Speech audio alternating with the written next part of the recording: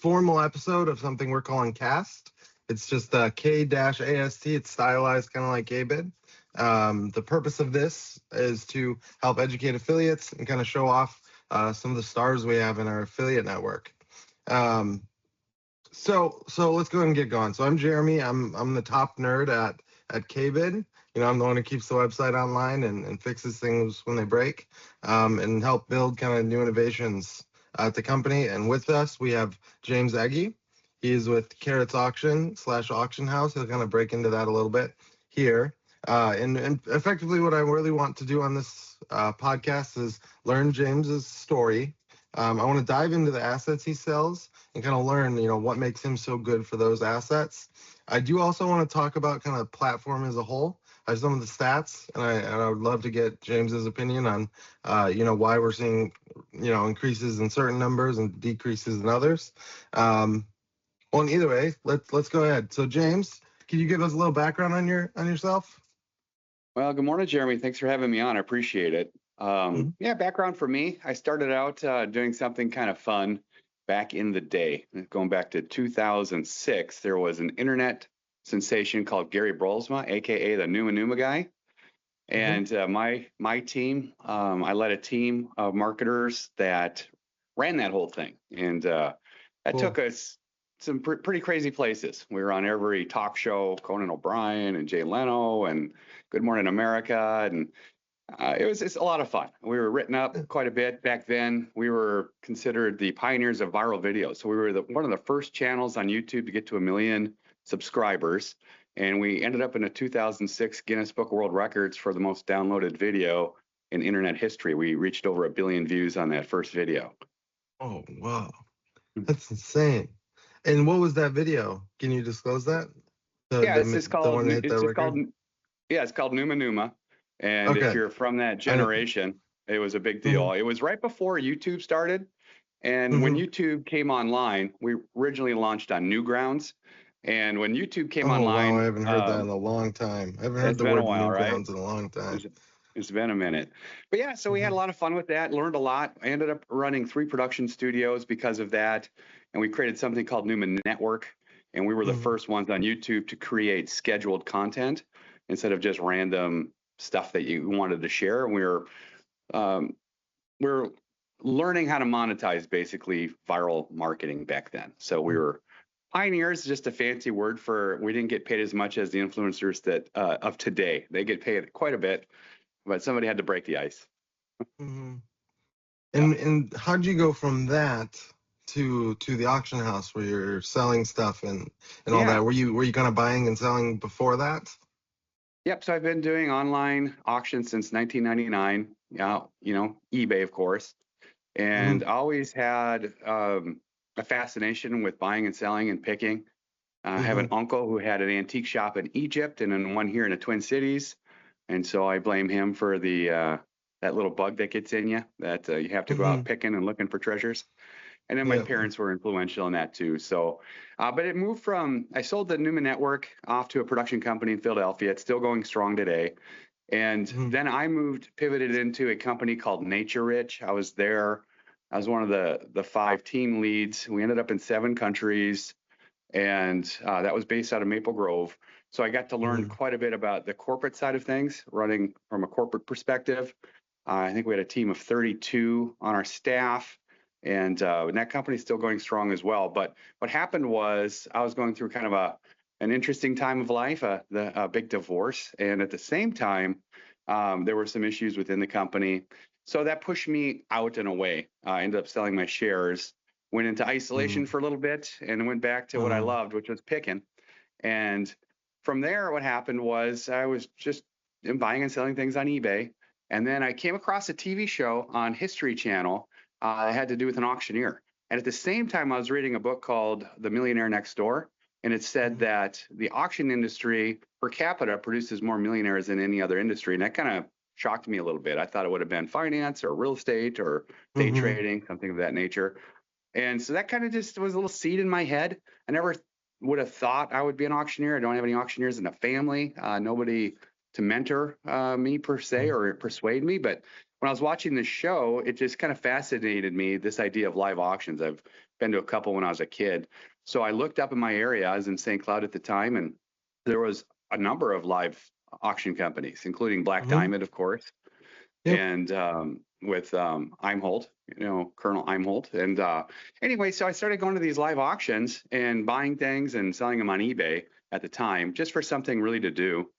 And then it occurred to me one day, I was watching the auctioneer and he was smiling a lot. And I thought, no wonder he's smiling. I'm the one with all the inventory I can't move in my basement. And the Hmm. people are bidding and spending their money. He's the guy in the middle. So I thought, boy, I can see why the guy in the middle is the happy guy. So I decided to explore what it meant to be an auctioneer and join the industry. So that's what I did. That was, I think, 12 years ago now. Did you go to auction school, or did you kind of jump in right away?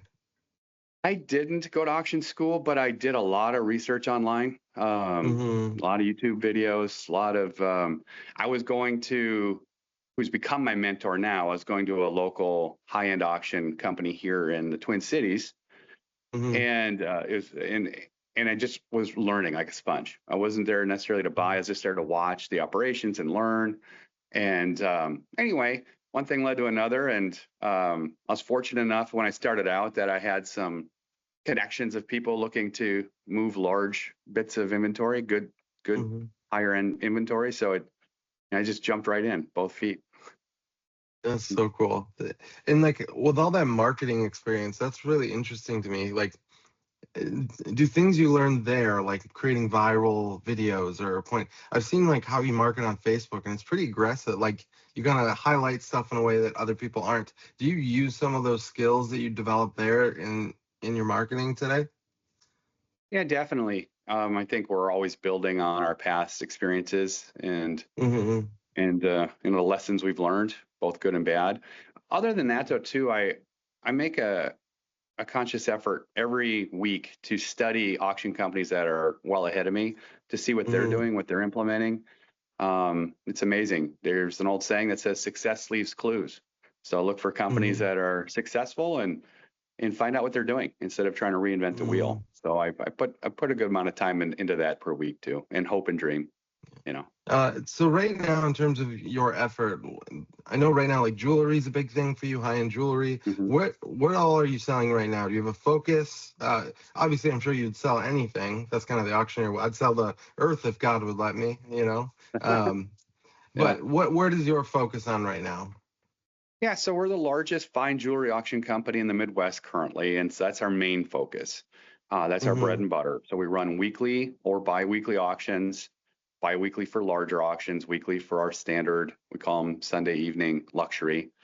Mm-hmm. And so that's been going really well. Created a vendor network and resource network over the years and partnering up with some local jewelers and some jeweler friends of mine that I've made over the years across the country. And so that's been definitely the main focus. And then with that, we've expanded into gemstones.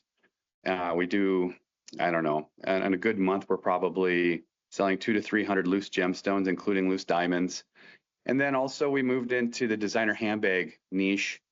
And so that's been very interesting to watch how those two kind of synergize and sometimes don't. And so we're still exploring the designer handbag aspect. We hooked up with a large wholesaler of authenticated designer goods. And Mm-hmm. we hold our standards pretty high about what we'll bring in. We don't want the ratty tatty stuff. Our brand Mm-hmm. is higher end, so we want to keep that vibration going. But and then outside of that, we do quarterly sports memorabilia auctions. We'll Mm-hmm. do a lot of coin auctions. So I'm fascinated with coins. I'm a member of two coin clubs and a member of PCGS. And then my dad is an American coin expert, literally, and then my uncle is pretty influential in that niche as well. And so coin auctions are something that we've been churning out pretty consistently. We had a large collection come in recently that'll take us probably a year's worth of auctions to Wow. sell off for him. And of course, with Mm-hmm. silver and gold being so high, that's a big deal. And then, we dabbled in collector cars, classics, muscle cars, sports cars, high performance cars.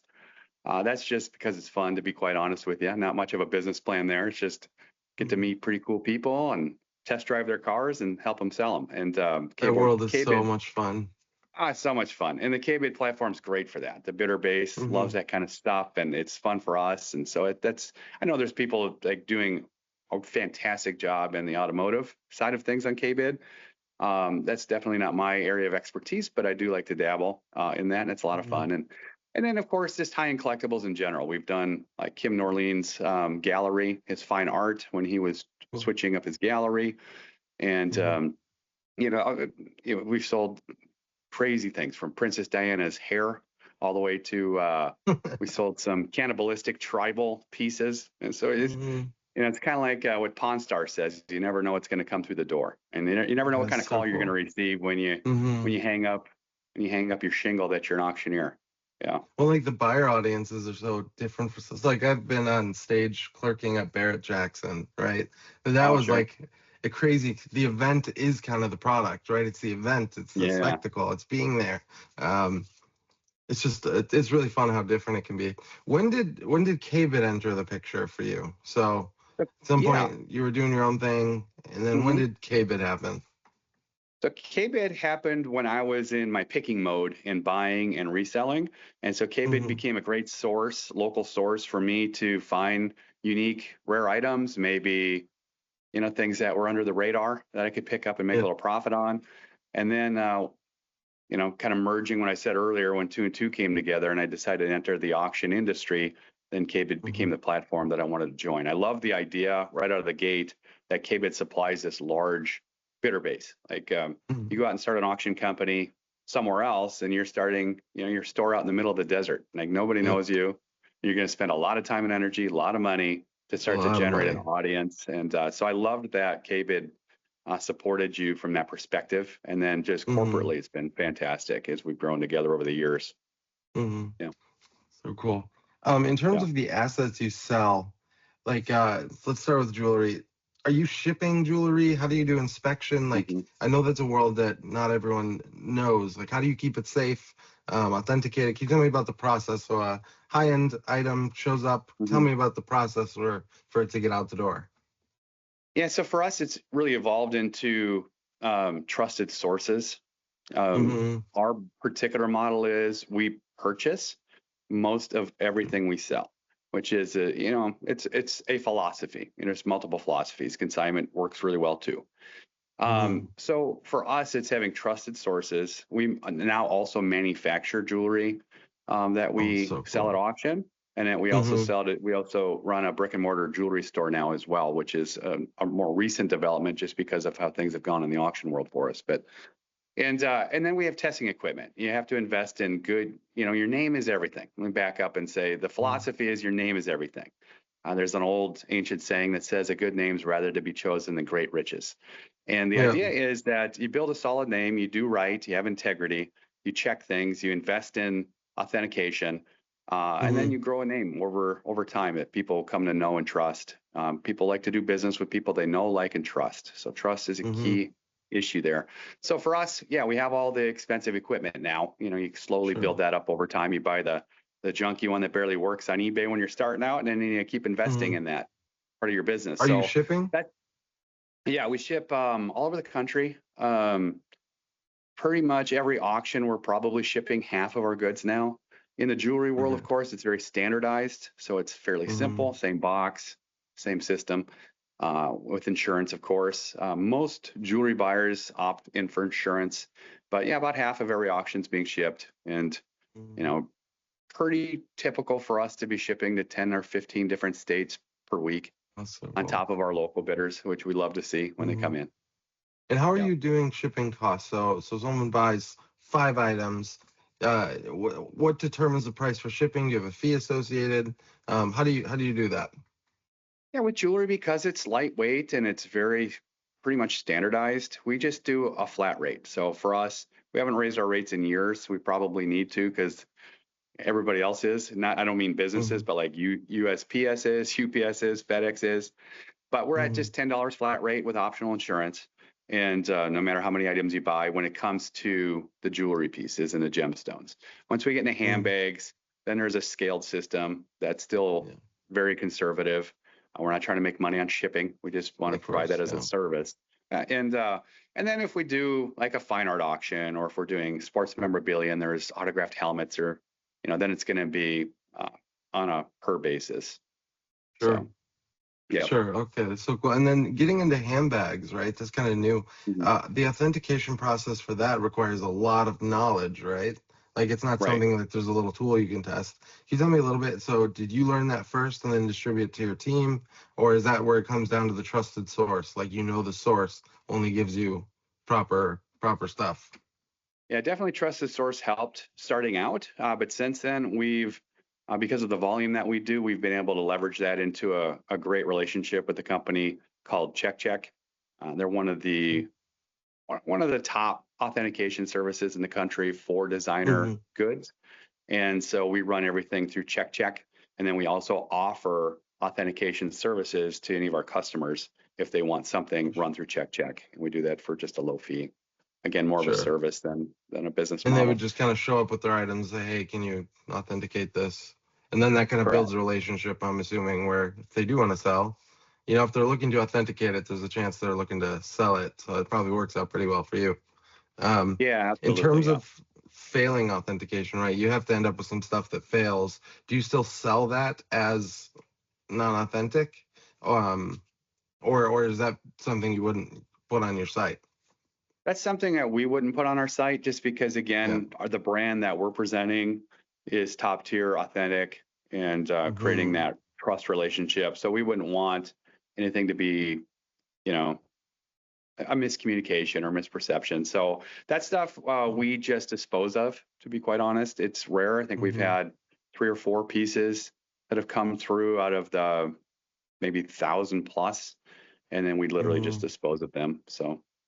And Or then they in make terms great of Mother's Day. They make great Mother's Day gifts. I'm kidding. I'm yeah, joking. in terms of like the process for cataloging, let's just do jewelry, for example. Do you have any like Yeah. tips, like what makes a good description title? Like, is it a number of photos that does it? Yeah. What makes you so authentic to your buyers in the jewelry world? What are you doing with your Yeah. catalog?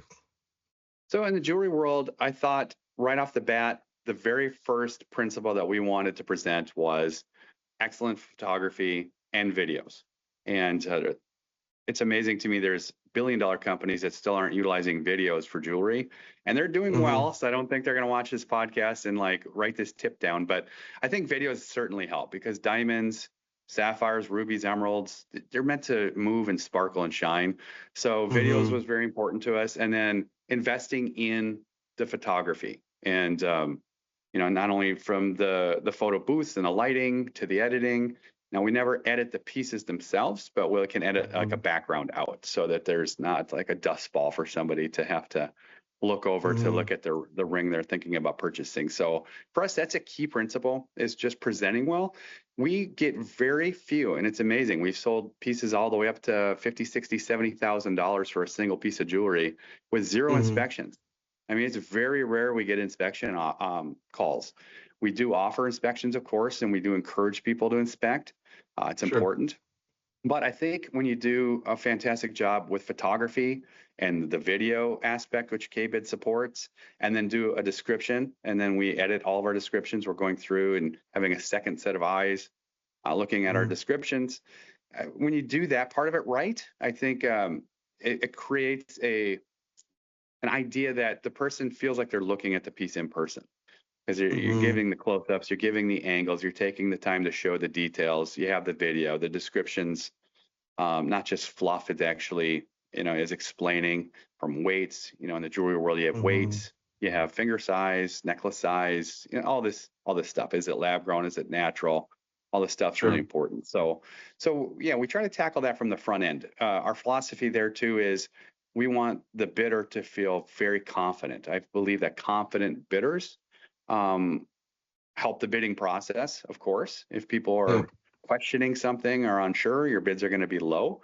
So to get closer to fair market value or to fair market value, I think presenting well is key. But then I always imagine Mm-hmm. myself as the buyer. What would I want to see? And that's what I tell our photography team now as well. When I started out, it was just me. I was the everything. And sometimes it's like that when you start out in the auction business for some folks. But now we've developed a team. We have a great team. But the core philosophy there, again, is Imagine you're the buyer. What would you want to see? Imagine your mom is buying this ring. What would you want her to know and see? And let's disclose absolutely everything. Integrity is key, and building a trust is how you win over decades, not just in one auction or a year's worth of auctions. Do you have any tips? So if someone has a jewelry collection, maybe it's an estate passing on and there's a collection there, what tips would you have for someone with that collection? So like not everyone will go to you. I know you work really hard to treat people right and all that. What are some tips for someone who's looking to sell a collection? Like what should they look for in the person they either consign or sell to? What makes, a good partner in that? Yeah, it's tricky. When I started out in jewelry, I was fortunate to have a jewelry expert as a business partner early on, and it was more of a consultant, wasn't a legal business partner, but a consultant who was helping and guiding that process, which was very helpful. But having somebody that you can reach out to who's knowledgeable or is an expert, there's local appraisers that you can reach out to. They'll charge a fee, of course, but it's worth charging that fee.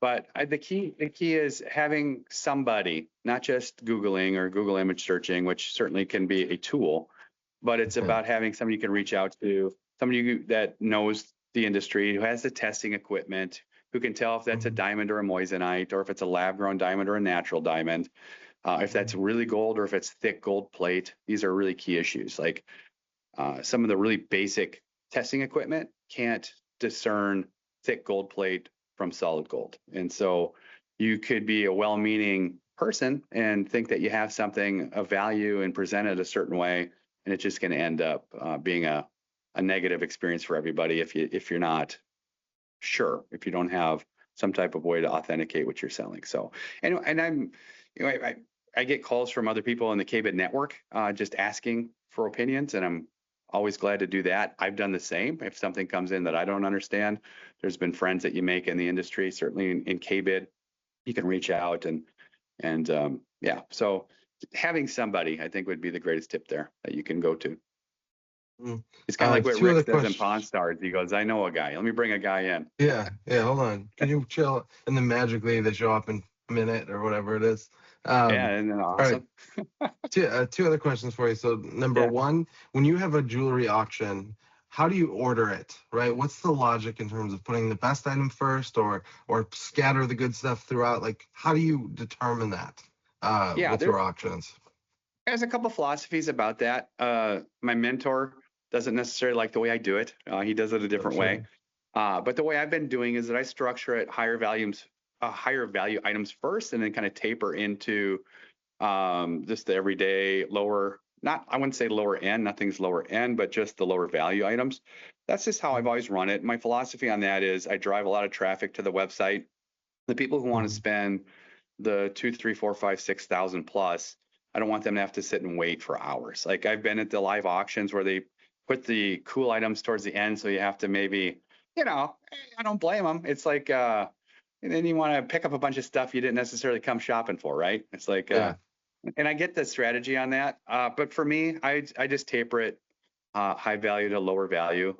Lately, just because of how things have been coming in and the speed that we're moving, like my current auction that's up right now, I have really high-end items at the very end just because of how that worked out, and then kind of scattered through. And the reason I've done that is because some of those items are actually on consignment, or in the jewelry world, we call it on memo. And so those are not my items, so I have to protect those with a reserve. My items, I just let them go for the most part, and you have to be willing to take some losses. Okay, I'm going to say that if someone's new getting into the business, there will be losses. And some of them are very painful, but then there's wins. And so I look at the entire auction as one item and how did that one item do? But going back, so if it's all my items, it's going to be high value to low. If it's consignment coming in that needs a reserve, I'll scatter those throughout so that someone showing up to the auction doesn't think it's an all reserve auction, because that's not exciting. If you go into a place, it feels more like you're shopping than you're bidding. So. Last question here is kind of a two-part question about how you do things. You said you have a storefront. I'm assuming a lot of people come in with jewelry, and that's how the business starts. If someone lives in, let's say, Iowa, and they want to work with you, how does that process look like? So let's say from affiliate perspective, we have an affiliate in Iowa and they're not as an expert on jewelry. How could they work with you to be more successful? And the same thing for a possible seller, right? They have this collection. How does that work when they're further away from you? Can they send you pictures, that kind of thing? Yeah, so I've evolved my process on that. One thing you have to get good at in the business too is saying the word no. Um, Mm-hmm. Saying yes too much will absolutely overwhelm you with stuff that isn't moving the business forward. As much as you want to be a service as well as a business, you still have to Mm-hmm. be able to say no. So that's evolved into I like pictures first. So if somebody has a bunch of items they're looking to sell at auction, I'll just ask them to text me some pictures. It's usually how we'll start out. And then on the website, they have a place where they can go and upload photos if they're looking to get valuations. So that's how I start Sure. now, just because it gives us a little bit better eyes on what we're looking at, get what's called a scope of the auction or a scope of the consignment. And Sure. then with jewelry, it's easy. And, you know, I'll move away from jewelry in a second because it depends on what auction we're running. But for jewelry, it's really easy to ship jewelry. So as long as there's Mm-hmm. insurance, we usually send a label, an insured label, and people will just send it out to us if we're taking in consignment that way. Um, Mm-hmm. if someone's just trying to reach out, obviously text, phone call, email, those are all easy Yeah. ways to handle that. If it's a non-jewelry item, a bigger item, like we ran that large Johnny Cash auction, it was the third largest Johnny Cash personal property auction in the world. And when we announced that we were doing that, we did a lot of pre-marketing, which then drummed Mm-hmm. up a bunch of consignment, which was kind of fun. So we were able to add to the auction. People got excited about the idea of what we were putting together. In that case, Mm-hmm. we used courier services. Like if it was in the 7-state area, we'd use Speedy. Up here in Minnesota, Mm-hmm. we have that option where Speedy will go and pick up an item and bring it back. So we had some autographed guitars getting brought That's back, so autographed cool. photos and things of that nature from like Kansas City.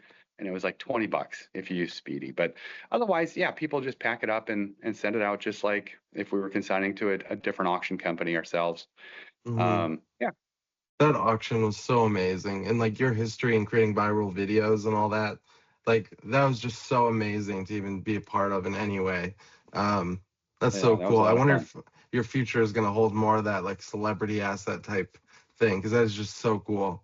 Um, Yeah, and it's one of the things that people I see getting those types of deals, they get them pretty repeatedly. That's a pretty big part of their right. business. So it'd be interesting to see if you could grow into that more. That was just incredible.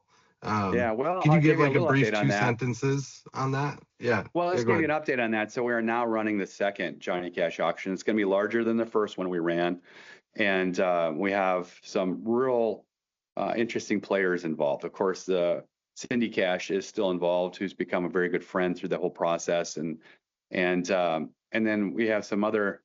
I don't want to spill too many beans quite yet, but Yeah, you don't have to we say got the anything too foundation much, for a but really good second Johnny Cash auction, and because of that, that's networked into getting to meet people in that world. I have an office mm-hmm, down in Nashville now, and we're expanding and exploring how to bring carrots down there, and that's coming up very soon too. And that's but amazing. anyway, it's definitely opened up some great relationships for celebrity type memorabilia and auctions. We've ended up with some Mm-hmm, pretty cool Elvis stuff. We've ended up with some other things of great interest that'll come up right down the road for us. But yeah, that was a fantastic process. And for mm-hmm, maybe a message to other auctioneers, you start creating those relationships and you're genuine and you have a true interest in what you're doing and you put in time and research. I think I slept, shouldn't admit this out loud, but I think I averaged 2 hours of sleep for an entire month during that auction because there was a lot I needed to research and learn to present well mm-hmm. and a lot of questions I was asking. And so it wasn't much of a sleep month. So if you get yourself into something like that and it's new for you, just let the family know you're going to be absent for a little bit maybe. But it was worth it, and we've learned a lot. The second Oh, one will not be like that. It will get normal sleep, and it'll be a great auction. But mm-hmm. anyway, It's so but then incredible. that branched into other things. Like we're now writing a book with Cindy Cash about her father, and we're also putting a show on the road that'll be in 15 major cities and end up at the Ryman Auditorium in Nashville. And we have some pretty cool Mm-hmm, special guests that have agreed to join us, and so you never know what the next auction might produce. mm-hmm. Yeah, like the Yeah. way you can expand the business. Like if I got to go, it was Christie's in Indiana. I was part of CAI. We got to go there and like seeing how, it's not necessarily just the auction that's the business, right? It's everything. Right. It's getting the house empty. It's helping with the real estate. Like there's Right. so much that can branch off. It's like auction is just one piece of the puzzle versus, what you're doing is a problem solver, right? You can solve that problem Right. a lot of different ways. But no, it's Correct. incredible. I had a couple stats I wanted to talk about. So I pulled some of Sure. the numbers for KBID in 2026, and I just wanted to talk about them and kind of do a state of the union and get your thoughts. We have sold in total 5.3 million lots have been sold in KBID since it's been up.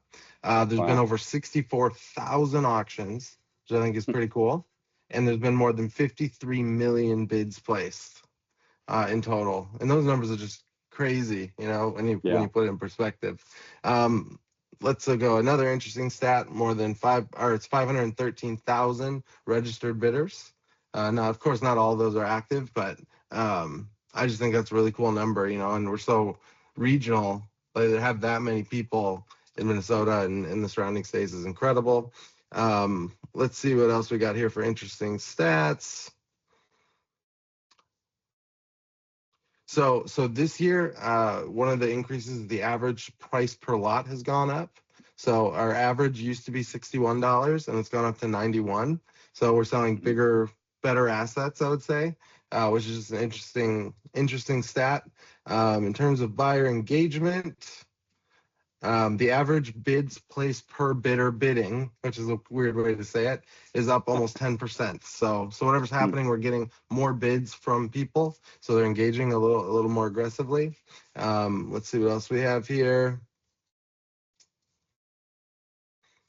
I want to go through the categories just to kind of put things in perspective. One of the categories of items that's growing the most is farm equipment, actually. So we're seeing a lot more items in that category, a lot more growth. Let's see what else. Second runner-up is heavy equipment. So we're selling a lot of, skid steers, stuff like that. So that's almost doubled. Vehicles are still, just on top. We sell a lot of vehicles, and those always perform very well. Let's see what else we got here. For jewelry and precious metals, I wanted to bring that in for you. So this year to date, we've crossed over $1 million in sold assets in that category, which is up, at this time last year, it's 70% increase. I'm sure a lot of that's you bringing more jewelry to the table. But it's just interesting, that the KBID's getting that much more of an audience in jewelry and precious metals. Let's see. This year, the largest item that's been sold, let's see, it sold for $130,000 and a half. So 130,500 is a feed truck. So it's a 2022 International HV feed truck. That's just the largest item that we sold this year. Let's see what else we got. A couple of runner-ups is we had stadium bleachers, in Iowa. So there's a track or field, and they sold the bleachers, and that sold for $111,000. And I just think that's incredible. It's just weird, and like you wouldn't think that that's an item to sell, if you're working with a school or something, but you can kind of go outside of the box and think about that. Let's see what else we have. We have active bidders in 49 states, which I think is pretty cool. So you're saying you're shipping all over the place. I think it's cool that we're getting a lot more of a regional. We used to be kind of really confined to Minnesota and the surrounding states, but it's really expanding.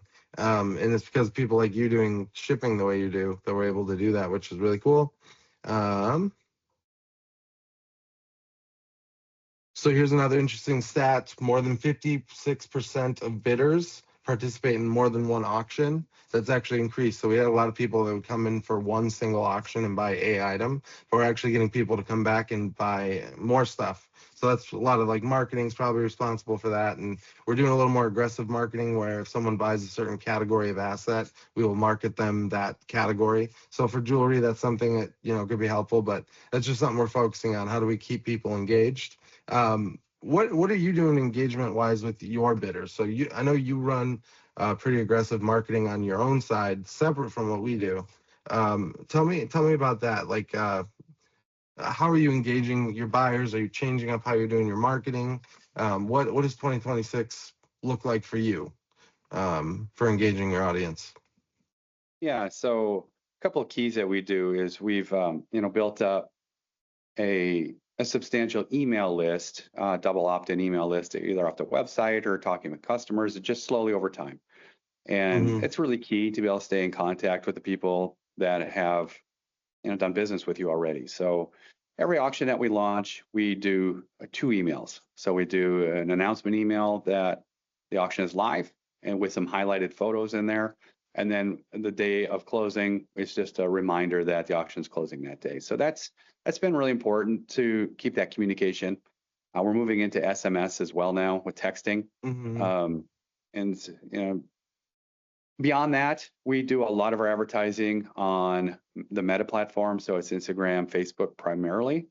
Mm-hmm. We also use local companies like estatesales.net and others. But with Facebook, what we do is we'll put a campaign out. Let's say there's 2 major categories in that auction. Maybe it's very fine jewelry, so that's jewelry that's $2,500 and up, and then Mm-hmm. kind of everyday, easier purchase jewelry. We just call that fine jewelry. So we'll run 2 campaigns, and we'll usually run 2 or 3 ads per campaign.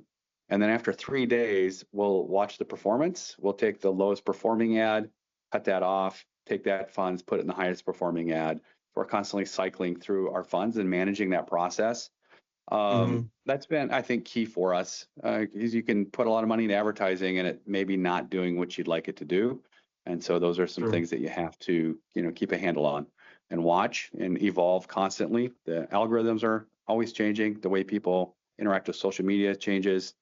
Certainly the way the companies want to make their money using your ad dollars is always changing. So staying on top of that, using something like AI to keep you on top of like the best practices is key, I think. Sure. So that's been a focus for us. And then constantly growing who we're reaching and making small shifts. We don't make dramatic shifts. If Mm-hmm. we see some underperformance, we'll start making small changes, maybe expand who we're marketing to, the regions we're marketing to, the dollars that we're adding. So that's about all that we're Sure. doing for 2026. We are looking into potentially moving into mailers for our we do 2 large auctions a year, like the Christmas auction, the Christmas fine jewelry auction. Yeah. It would make sense to do a mailer for something like that before Black Friday so that people aren't, spending all their discretionary funds elsewhere. So you want to get in front of them with something like that. So we're toying with that idea this year as well. Yep. So you said you got that Johnny Cash auction coming up. So you Mhm. did marketing. We did a lot of different marketing for that first auction. Is there something Yeah. new you're going to try for this auction to reach different people? And also part of that, are you going to try for a stronger international reach for some of that celebrity memorabilia? Yeah. First, K-Bid was fantastic to work with on that project. And we collaborated, shared resources, and it was just fantastic. And we ended up going with a local PR firm, and we didn't have as much time to launch the PR aspect of it. The auction world moves fast. You have items in, you have consigners. In this case, it wasn't the case. Cindy was an absolute joy to work with, but some consigners want things turned quickly. So you're dealing with small runways. It's hard to launch a massive marketing campaign with a small runway. But so we had a shorter runway with that first run using a local PR firm. They did a fantastic job, but we'll definitely be using them again for other auctions. But there's a PR firm out of Nashville that kind of specializes in more of the celebrity memorabilia, a bigger international reach, deeper national connections with some of the major media. And then the key to success with something like using that kind of a firm is having a good solid 3-month runway so they can get the press releases out, tap their networks and their connections, and get you set up in a place where you can succeed. So that's one change we'll make, is having a little bit more marketing runway. As far as the approach was great. The auction did really well. Compared using, he used AI to crunch all the data based on the Sotheby's auction and the Julian's auction of the 2 Johnny Cash auctions before me. And, the price, the hammers that we were getting on K-Bid platform were just as solid as Sotheby's and Julian's. So point is, if you have an item somebody really wants and you market it so that the people who want it know it exists, they will come and they will bid. Especially when it's like a once in a lifetime opportunity. Like Right. Yeah. it's not like soap where you could just go buy another one. It's something Right. you Yeah. can't get if you miss it. That's really Yeah. cool. I have a little marketing tip. So I had marketing give just a little tip for affiliates, and I was gonna Hmm. read that. So the big thing that we were advised from marketing is with your auction titles. We see a lot of people putting these like all caps, crazy long titles that describe everything. And I got a couple notes on how to make it a little more concise. Um, so basically, your strong title should be short, clear, descriptive. Avoid using all caps. It can look messy and it does not help buyers understand the auction any better. Instead, focus on what the auction actually includes. Mention a few highlight items, but not try to list 50 different things in the title. Keep it short and sweet while still giving the buyers a reason to click.